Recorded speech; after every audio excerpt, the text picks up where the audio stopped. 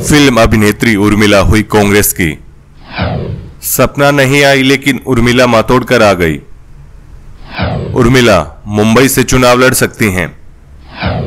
राहुल गांधी से मिलकर उर्मिला ने ज्वाइन की कांग्रेस पार्टी। फिल्म अभिनेत्री उर्मिला मातोड़कर कांग्रेस पार्टी में शामिल हो गई हैं। कांग्रेस अध्यक्ष राहुल गांधी ने उर्मिला का पार्टी में स्वागत किया। उर्मिला ने राहुल से मिलकर दिल्ली में कांग्रेस की सदस्यता ली है। ऐसी अटकलें लगाई जा रही हैं कि कांग्रेस उन्हें मुंबई नॉर्थ सीट से लोकसभा चुनाव में उतार सकती है। हालांकि कांग्रेस और उर्मिला की इस ओर से अभी तक कोई भी आधिकारिक बयान जारी नहीं किया गया है।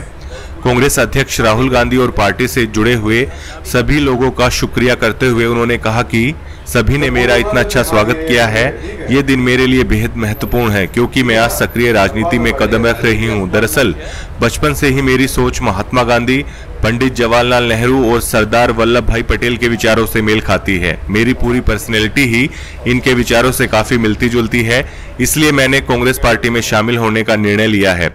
पार्टी में शामिल होते ही उन्होंने मोदी सरकार पर हमला करना भी शुरू कर दिया है। उन्होंने कहा कि संविधान पर कहीं ना कहीं आज प्रहार हो रहा है। साथ ही उर्मिला ने यह भी साफ कर दिया कि वह कांग्रेस की विचारधारा से प्रभावित होकर राजनीति में आई हैं और कहीं जाने वाली नहीं है। वह लंबे समय तक राजनीति में रहेंगी।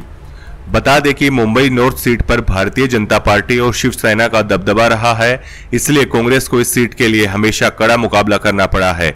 इस सीट से पिछली बार कांग्रेस के संजय निरुपम को भारी मतों से हार का सामना करना पड़ा था। बताया जा रहा है कि ऐश्वर्या जोशी और शिल्पा शिंदे जैसी अभिनेत्रियों के नाम पर भी मुंबई नॉर्थ सीट के लिए चर्चा हुई, लेकिन पार्टी ने इन नामों को गंभीरता से नहीं लिया। गौरतलब है कि मुंबई की 6 लोकसभा सीटों के लिए चौथे चरण में 29 अप्रैल को मतदान होगा। इसी दिन राज्य की 17 अन्य सीटों के लिए भी वोट डाले जाएंगे। यदि उर्मिला मातोड़कर को उम्मीदवार बनाया जाता है तो उनका मुकाबला भारतीय जनता पार्टी के मौजूदा सांसद गोपाल शेट्टी से होगा। आज मेरे लिए महत्वपूर्ण दिन है क्योंकि मैं आज सक्रिय राजनीति में अपना पहला कदम रखने जा रही हूँ। सक्रिय राजनीति कहने का वजह यह है क्योंकि मैं एक ऐसे परिवार से हूँ जिस परिवार में मेरे बचपन से थिंकिंग जो है, मेरी सोच, मेरी समझ परम पूज्य महात्मा गांधी जी, पंडित जवाहरलाल नेहरू जी, सरदार वल्लभ भाई पटेल, इन लोगों के विचारों पे टिकी हुई है, बनी हुई है। मेरी पूरी पर्सनैलिटी, थिंकिंग, ये सारी इनके ख्यालों पे निर्भर है। ये अलग बात है कि एक एकेडमिक ओरिएंटेड फैमिली से आके मैं फिल्मों में चली गई और आप सबके बहुत सारे सहकार्य से और लोगों के बहुत सारे प्यार से इतनी बड़ी करियर तय कर पाई।